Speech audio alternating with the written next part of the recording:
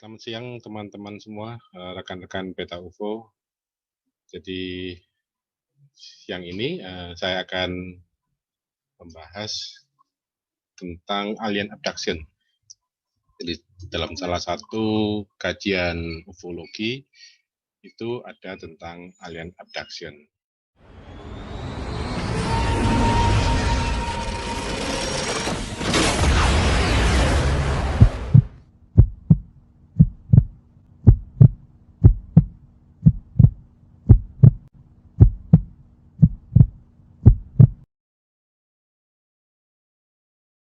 Nah, apa itu alien abduction? Nanti saya akan coba jelaskan.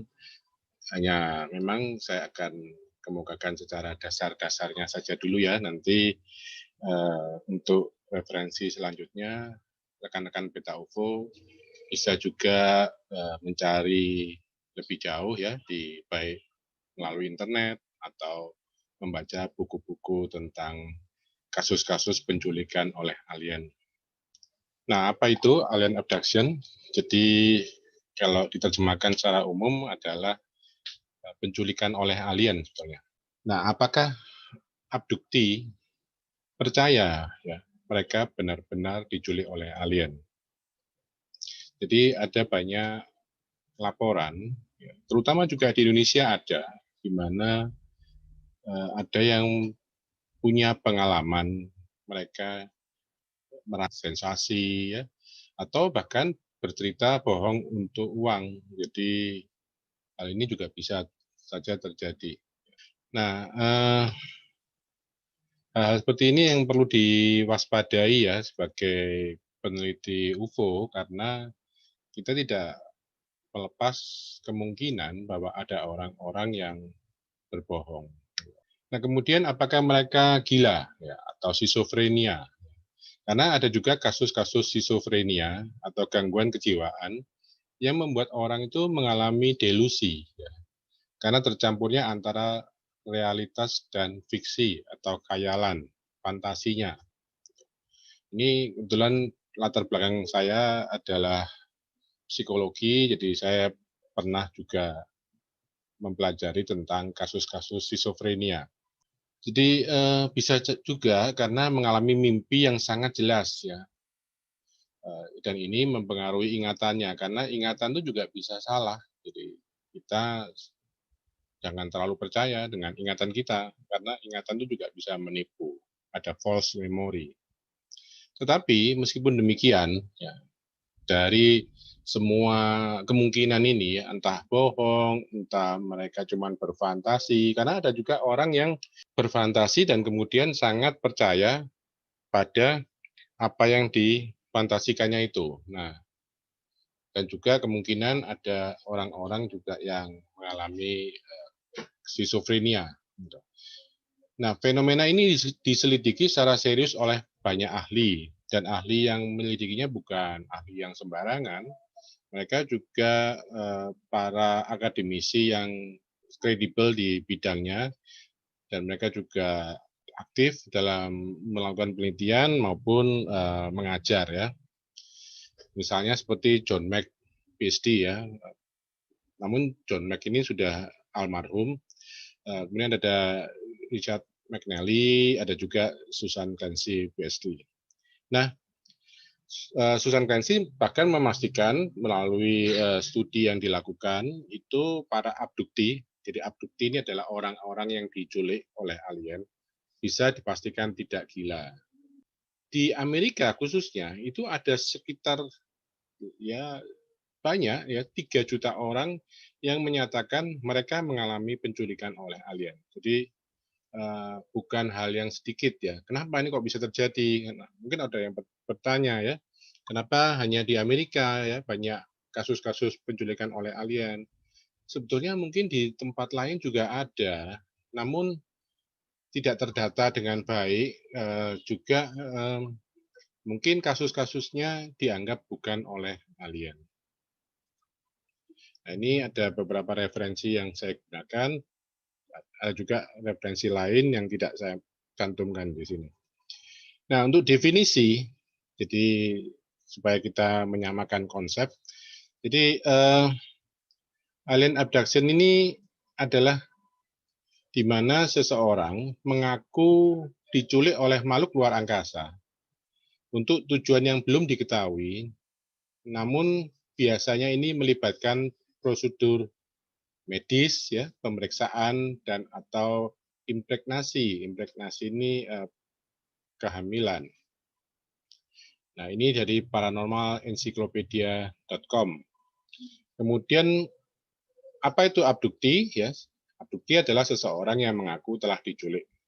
Jadi kalau kita menceritakan kasus alien abduction ini, orang-orang yang diculik ini disebut dengan abdukti. Tapi ada juga ahli bidang alien abduction atau orang-orang juga yang mengalami kasus penculikan oleh alien ini tidak mau disebut sebagai abdukti, tapi disebutnya sebagai experiencer, jadi orang yang mendapatkan pengalaman, ya, itu mungkin untuk mengurangi atau meniadakan stigma.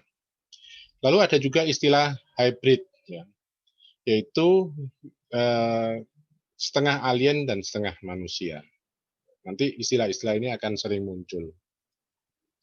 Nah, apa saja indikasi awalnya? Jadi ada proses-proses yang terjadi pada saat alien abduction ini. Indikasi awal penculikan oleh alien adalah biasanya munculnya cahaya biru atau putih yang tidak dapat dijelaskan yang memasuki kamar tidur.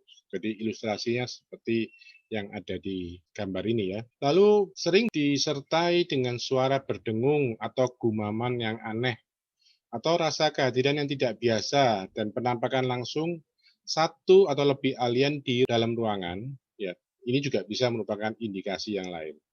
Biasanya juga ada laporan yang mengatakan mendengar suara seperti kemeresek radio rusak, ya. Jadi seperti suara radio statik, gitu ya, frekuensi statik seperti itu. Nah, kemudian biasanya abdukti ini mengalami kekakuan atau mati rasa atau lumpuh. Orang mengatakan tindihan, ya, atau urup-urup misalnya. Jadi sadar tapi tidak bisa menggerakkan badannya. Seringkali juga ditandai dengan adanya peralatan elektronik yang tiba-tiba jalan sendiri, jadi tiba-tiba menyala sendiri, atau justru mobil menjadi mogok, gitu ya. Nah, setelah kontak awal pertama, korban penculikan merasa dirinya melayang, menyusuri lorong, melewati dinding atau jendela rumah, atau bahkan melalui atap mobil. Jadi ini bisa seperti menembus, ya. Makanya ini fenomena ini kadang dianggap aneh juga, ya. Apakah memang secara fisik mereka dibawa, atau pada saat fisiknya dibawa itu sudah mengalami suatu proses perubahan dari materialisasi ke dematerialisasi. Jadi artinya hampir seperti orang-orang yang mengalami pengalaman di luar tubuh, ya, atau out of body experience, atau bisa juga tubuhnya sudah dibuat bahwa itu bisa menembus dinding, ya, atau melewati atap, gitu. Nah, biasanya penculikan tersebut disertai oleh satu, dua, atau lebih alien yang membimbing orang yang diculik itu masuk ke dalam pesawatnya. Pesawat alien ini biasanya juga bervariasi ukurannya, dari yang lebarnya beberapa meter hingga beberapa ratus meter, jadi ada yang besar. Pesawat itu digambarkan berwarna keperakan atau metalik, ada yang berbentuk piring, cerutu, dan bentuk ubah. Juga ada yang dilaporkan biasanya berkaitan dengan kasus alien abduction ini munculnya UFO yang jenis segitiga. Kemudian episode berikutnya, jadi setelah ada sinar, kemudian tubuh merasa kaku, ada alien yang datang, dan kemudian tubuh merasa terangkat itu, kemudian masuk dalam pesawat. Jadi ada lampu putih, biru, oranye, dan merah, jadi ada banyak lampu-lampu seperti itu.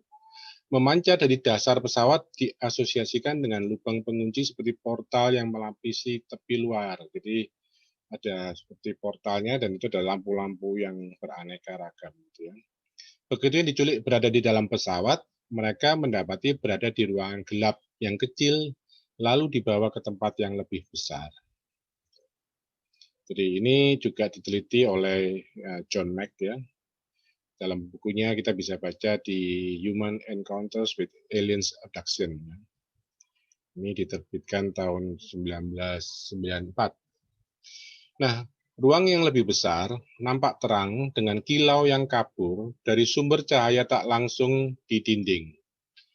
Komputer seperti panel dan perlengkapan serta instrumen lainnya melapisi sisi kamar atau ruangan itu. Nah, alien yang dilihat oleh mereka itu pada umumnya adalah alien yang jenis seperti ini. Jadi ini memang diperkirakan banyak melakukan penculikan terhadap manusia di era-era mulai tahun 60-an ya hingga 80-an atau 90-an. Nah, tapi juga ada yang lain yang seringkali selain alien jenis ini yang sering disebut dengan Grace, itu juga ditemukan ada yang tipe yang seperti manusia biasa, dan juga ada jenis reptilian.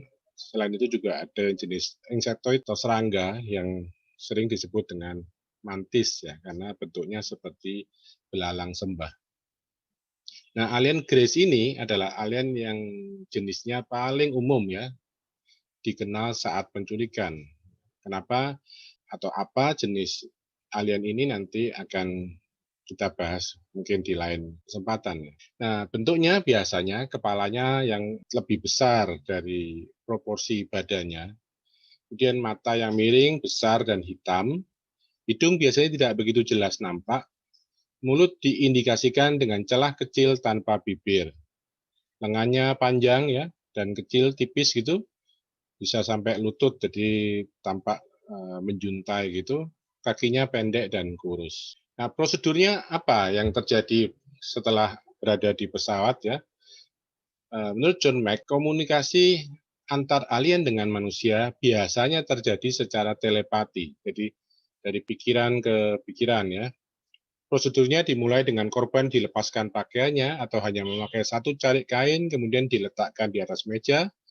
Alien tampaknya mempelajari para abdukti dalam artian mengambil alih pikiran mereka dengan menatap secara ekstensif ke mata mereka dengan sangat dekat.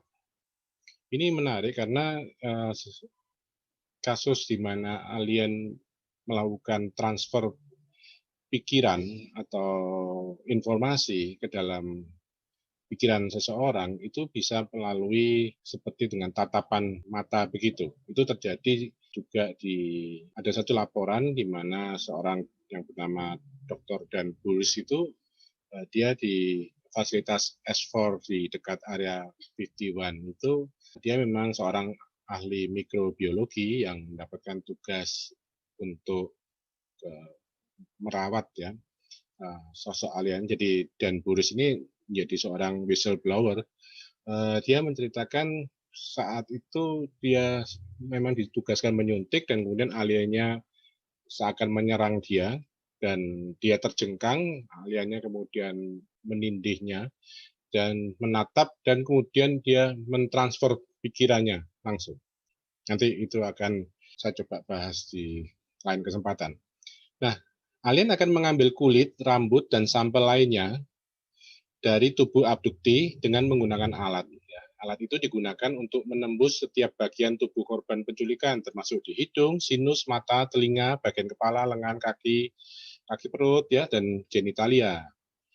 Itu sebabnya kadang-kadang atau hampir sering para abdukti ini ketika setelah mengalami kejadian ini ada bekas luka atau bekas lubang di dalam di tubuhnya, entah itu di belakang telinga atau mungkin di tangan atau di tempat-tempat lain.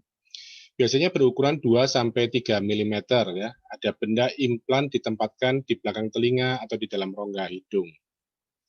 Nanti mengenai implan saya akan bahas secara khusus, tapi bukan di kesempatan ini. Nah, prosedur yang paling umum dilakukan para abdukti adalah sistem reproduksi. Jadi, alien ini akan mengambil sampel sperma dari laki-laki dan memindahkan atau membuahi sel telur perempuan. Nah, beberapa abdukti, khususnya yang perempuan ini ya, mengalami proses pembuahan atau kehamilan oleh alien dan kemudian mengalami kehamilan hybrid alien manusia atau pengeluaran janin ya. Jadi kadang-kadang mereka diculik lalu janinnya dikeluarkan, jadi janinnya lenyap. Nah, bayi hibrida ini kemudian dikeluarkan dari abduksi dan dimasukkan ke dalam kontainer atau inkubator di pesawat. Kadang-kadang alien mencoba untuk memiliki ibu manusia untuk memelihara bayi hybrid mereka. Nah, alien berencana untuk menguasai bumi. Ini menurut salah satu pendapat ya dari Mencken ini, dengan membuat ras baru, yaitu mengganti ras manusia dengan ras hybrid ini. Tapi ini hanya salah satu pendapat ya, belum tentu benar ya. Artinya masih banyak sekali spekulasi terhadap kenapa dibuatnya hybrid ini. Ada yang mengatakan bahwa hybrid ini sebetulnya adalah macam mereka membuat semacam kontainer wadah gitu yang kemudian bisa untuk ditempati oleh pikiran mereka sehingga sebetulnya wadah ini lebih bersifat seperti avatar ya. Kalau mungkin rekan-rekan Beta UFO pernah lihat film Avatar, itu kan bisa menempati sebuah tubuh dan kemudian bisa berinteraksi dengan orang-orang yang ada di planet itu gitu ya. Jadi ada yang mengatakan seperti itu ya fungsinya hybrid ini. Aspek terkait lainnya dari penculikan alien adalah adanya perubahan kesadaran dari abduksi. Jadi kalau misalnya tiba-tiba ada perubahan, ini sebutnya apa ya? Kalau mungkin istilah dalam spiritual itu level of consciousness ya. Itu ini terjadi pada abduksi ini. Lalu alien dapat menjangkau secara mendalam kehidupan emosional dan spiritual para abduksi dan mengubah persepsi mereka tentang diri mereka, terutama diri mereka sendiri, dunia, dan tempat mereka di dalamnya. Dan beberapa korban penculikan ditunjukkan gambar mengerikan dari kehancuran yang mungkin terjadi di bumi di masa depan oleh alien. Jadi ini maksudnya aliennya memberikan gambaran seperti itu ya, bukan dihancurkan oleh alien. Jadi tidak jelas kenapa kok hancur, tapi biasanya ada visualisasi di mana bumi ini akan mengalami kehancuran. Dan para abduksi cenderung mempercayai prediksi ini dan menjadi ketakutan. Jadi ketika mendapatkan visualisasi itu, biasanya abduksi kemudian percaya. Ada juga abduksi ini kemudian diberitahu bahwa ya kalau mau selamat ya ikut mereka, jadi mereka nanti akan bisa menolong sejumlah manusia untuk bisa selamat dari bencana itu. Jadi ini yang umum terjadi. Jadi yang lain juga percaya bahwa tugas mereka adalah memberitahu manusia lain tentang ramalan masa depan ini dan percaya jika tidak melakukannya, mereka akan dibawa ke tempat lain untuk berpartisipasi dalam evolusi kehidupan di alam semesta. Uniknya, korban diperintahkan untuk melupakan peristiwa ini seperti dalam proses hipnosis ya. Jadi setelah dikembalikan itu biasanya korban itu atau abduksi ini lupa. Tapi umumnya setelah selang beberapa lama itu akan muncul dalam mimpi-mimpi dan setelah itu mulai gelisah, mulai merasa ada yang tidak benar ya, dan kemudian kalau dihipnosis maka pengalaman ini akan muncul, akan teringat kembali. Nah kemudian setelah proses penculikan, korban penculikan dikembalikan ke tempat semula ya, bisa di tempat tidur atau kendaraan. Nah, saya pernah korespondensi dengan seorang pakar di bidang alien abduction beberapa tahun yang lalu. Dikatakan bahwa kadang-kadang waktu proses pengembalian ini pun bisa terjadi perubahan waktu.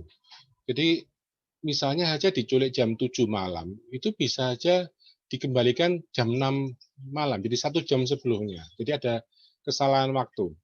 Dan bisa juga diculik 7 malam gitu, kembalinya juga jam 7 malam. Jadi artinya, walaupun terjadi proses penculikan selama beberapa jam gitu misalnya, tapi abduksi ini merasa hanya langsung saja, jadi hanya beberapa menit atau mungkin tidak terasa sama sekali. Nah ini yang membuat suatu dugaan bahwa apakah makhluk-makhluk yang menculik ini memang bisa memanipulasi waktu, atau mereka memang berasal dari dimensi lain. Nah, terkadang korban penculikan dikembalikan dengan tubuh menghadap ke arah yang salah di tempat tidur. Ya, ini seperti ini. Atau piyama mereka di belakang atau di dalam, atau bagian pakaian atau perhiasan hilang. Jadi kadang-kadang ini terjadi apa ya, kesalahan-kesalahan waktu mengembalikan. Setelah penculikan, beberapa ciri fisik ditemukan di tubuh seperti ada luka, ya, ada bekas luka, scoop, mark, ya, jadi cekungan gitu, implan, atau juga bisa berupa bisul kecil yang nampak masih baru muncul. Nah, sepanjang kehidupan abdukti mungkin mereka akan menderita gejala jangka panjang, ya, terutama ketakutan pada jarum suntik, trauma, sakit kepala, sakit di telinga, sakit tungkai, ya, gejala gastrointestinal, dan urologis ginekologi, dan gangguan fungsi seksual. Jadi ini beberapa gejala yang mungkin muncul. Seringkali setelah beberapa tahun, korban mulai ingat kejadian penculikan ini yang dialami mereka melalui mimpi-mimpinya. Jadi beberapa dapat mengingat setelah melalui hipnosis. Oke, itu kasus-kasus penculikan alien ini sudah terjadi cukup lama ya, bertahun-tahun ya. Dan catatan pertama salah satunya yang terkenal adalah kasus Antonio Villas-Boas pada tahun 1957. Bahkan dalam kasus ini Antonio Villas-Boas ini diculik, dibawa ke pesawat, lalu bahkan mengalami suatu hubungan seksual dengan alien. Alien tidak memilih jenis korban yang spesifik ya, namun biasanya fenomena ini terjadi di dalam keluarga, kadang 3 sampai 4 generasi. Jadi antara mungkin kakeknya atau neneknya, kemudian ke anaknya, kemudian ke cucunya, itu terjadi berulang-ulang. Nah, sampai hari ini penculikan alien masih terjadi ya. Dan ilmuwan serta psikolog mencoba untuk mempelajari penculikan untuk mendapatkan pemahaman yang lebih baik mengenai alasan kejadian. Memang ya, ada orang yang mengatakan bahwa tidak ada bukti fisik yang bisa dipertanggungjawabkan untuk fenomena penculikan alien ini ya. Tapi di seluruh dunia, orang-orang ini hampir memiliki perasaan dan deskripsi pengalaman yang sama. Ada juga seorang ahli yang ahli bedah, dokter bedah, yang khusus melakukan pembedahan untuk mengambil implan ya sebagai bukti bahwa ada memang terjadi kasus alien abduction ini. Jadi ini juga menarik, nanti akan dibahas dalam sesi khusus tentang implan. Nah, jadi apakah mereka ini hanya halusinasi ya? Dan mengapa tidak mempercayai mereka? Ya, jadi mungkin di antara rekan-rekan Beta UFO ada yang punya pengalaman yang serupa, ya mungkin bisa diceritakan ya atau berbagi gitu, karena orang mungkin akan menganggap bahwa oh ini mungkin diculik genderuwo atau diculik jin atau diculik makhluk halus ya. Tapi siapa tahu ya kalau ini dikomparasikan dengan kasus-kasus penculikan oleh alien yang ada di luar negeri, sebetulnya ya ini merupakan kasus alien abduction. Hal-hal seperti ini, alien abduction ini menarik sebetulnya karena kita juga akan bisa lebih mengetahui tentang apa sih agenda alien yang ada yang sedang berada di bumi ini. Nah, nantinya saya juga akan membahas tentang 10 fakta alien abduction menurut Carla Turner ya. Ini saya akan ulas nanti di kesempatan mendatang ya. Juga 51 indikator pernah diculik alien menurut Melinda Leslie. Ini ada Melinda Leslie ini membuat serangkaian daftar ciri-ciri orang yang pernah diculik oleh alien. Ada 51 indikatornya dan mungkin nanti kita bisa bahas dalam kesempatan lain juga supaya kita bisa tahu oh apakah orang ini memang mengalami penculikan oleh alien atau tidak. Juga tentang alien implant, termasuk entitas siapa sih yang berada di balik alien abduction ini. Oke, jika memang video ini bermanfaat, jangan lupa like ya, subscribe juga. Ini ada di Facebook dan di YouTube. Sekali lagi semoga apa yang saya sampaikan ini bisa bermanfaat. Bersama saya Nur Agustinus dari Beta UFO Indonesia.